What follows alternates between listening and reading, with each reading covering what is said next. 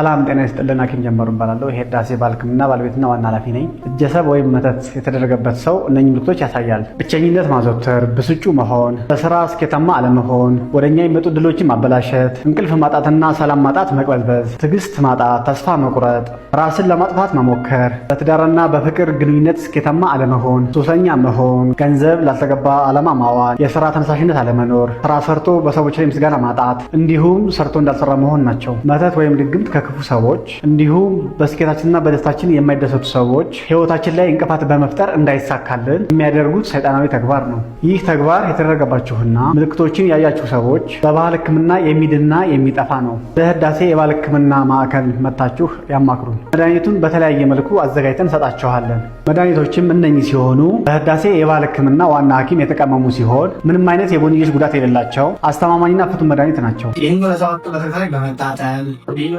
ቀን በዕለቱ ዘብስፎ መታጠብ። ይህኛው ደግሞ በተከታታይ ለ7 ቀን ጠዋት በማር የለውዝ መብላት በባልጎች ከ3 ሰዓት ቁርስ መብላት። መድኃኒቱን ለማግኘት አድራሻችን ከቃሊቲ ገብርኤል ወደ መናኸሪያው በሚወስደው መንገድ ቀሪ ባጃጅ ተራ ኮሪቲ ምልክት መግቢያ በር ላይ እንገኛለን። ወይም በስልክ ቁጥራችን 0960 11 11 12 እየደወላችሁ ማንኛውም አገልግሎት ማግኘት ትችላላችሁ።